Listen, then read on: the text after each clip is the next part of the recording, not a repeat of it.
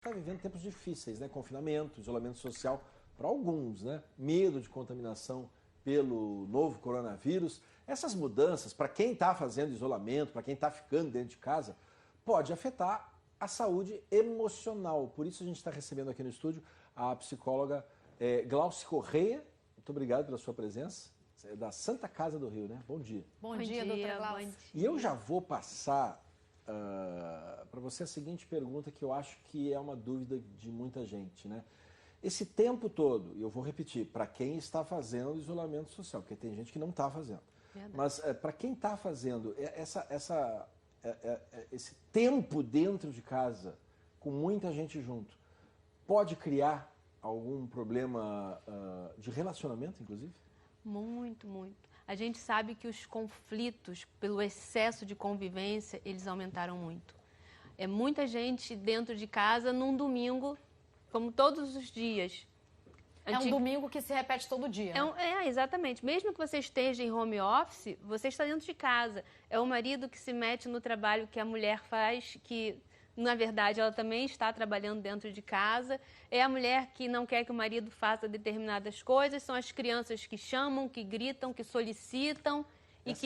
Essa figura do domingo interminável me chamou a atenção. É muito interessante. Me chamou a atenção. Porque as famílias têm um comportamento diferente aos domingos, não tem? Tem.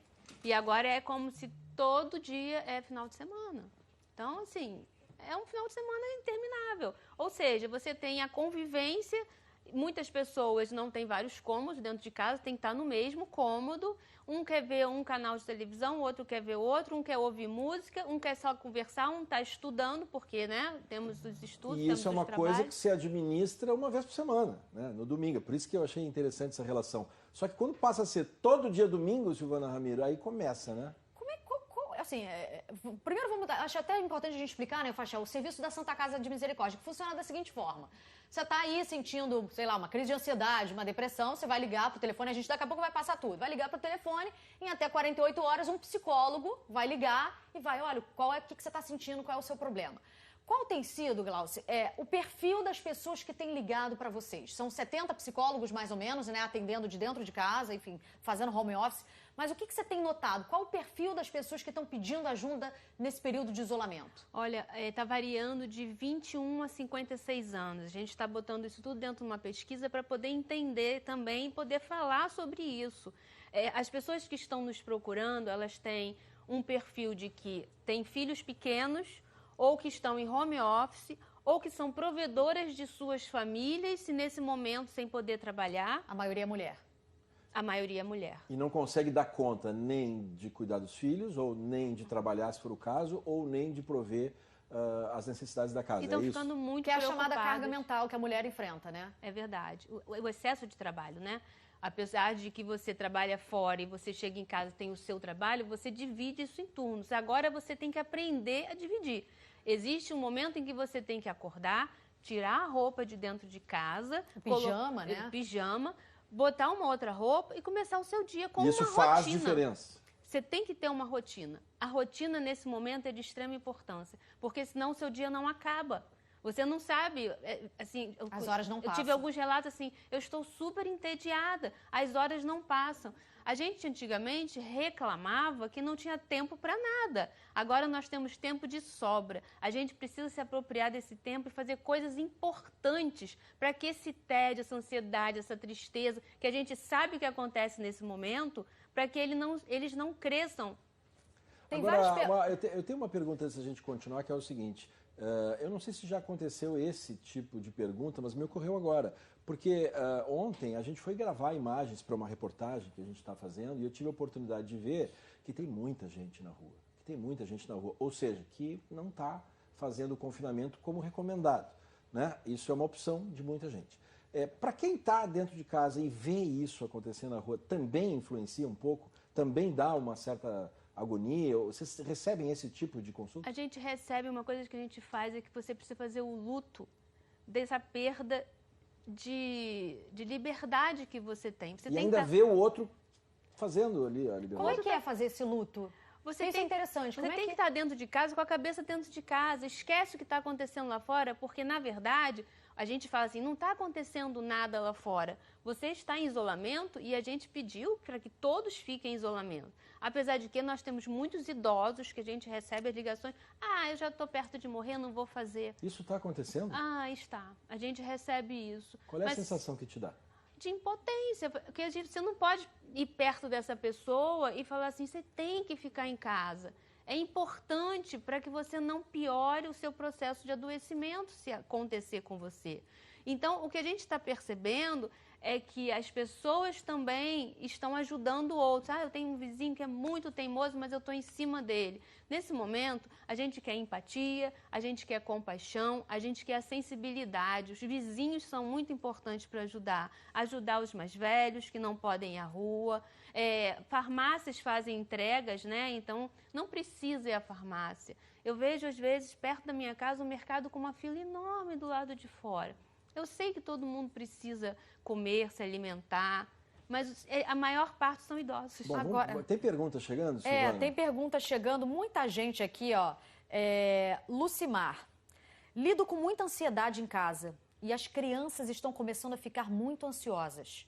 Como lidar com isso? E realmente, as crianças estão ali para elas entenderem. E elas demandam, né? Elas demandam atenção, o tempo inteiro. Demandam atividade, demandam o tempo todo.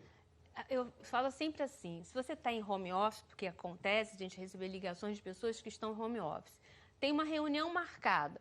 A pessoa que está do outro lado tem que entender que ela também está em home office, que você está dentro da sua casa. Que muitas vezes você não pode estar isolado num quarto. Então as crianças passam, é um cachorro que late, é uma buzina, né, uma freada lá fora. Então, assim, as pessoas precisam compreender esse momento.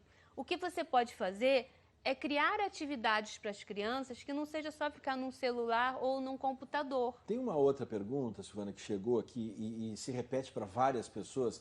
E a gente conversava aqui antes da entrevista que tem muito conflito entre casal, né? Marido e mulher dentro de casa, porque a convivência acaba sendo mais intensa. Tem a famosa guerra dos sexos, né? Sempre tem essa disputa, isso existe, é uma realidade.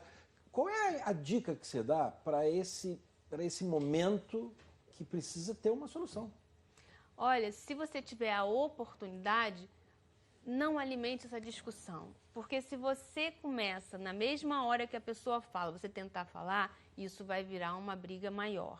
Tenta se isolar no quarto, esperar a poeira baixar, aprende a respirar, a dar um momento de... Isso, é muito importante nesse momento. E tenta conversar depois. Ouve uma música, olha, vamos trocar o foco aqui, vamos assistir um filme, vamos ali na cozinha fazer uma comida, me ajuda. Me ajuda pra gente poder sair disso, porque senão isso vai virar... O pessoal, eu tô rindo aqui, gente. Quando cortou pra cá, rindo porque você estava experimentando. Eu acho que todo mundo se identifica, né? Assim, Como é que é a respiração, Silvana? Respira, eu acho que você quer respirar, porque tá difícil, eu acho que tá difícil em todas as casas. Agora, uma outra pergunta que tem aqui, muita gente está fazendo, que é o seguinte, as pessoas não estão vendo luz no fim do túnel. E estão com medo de surtar. Essa é a palavra que muita gente está usando. As pessoas perguntam assim, quando é que isso acaba? E aí não tem essa resposta. E aí começa a crise de ansiedade.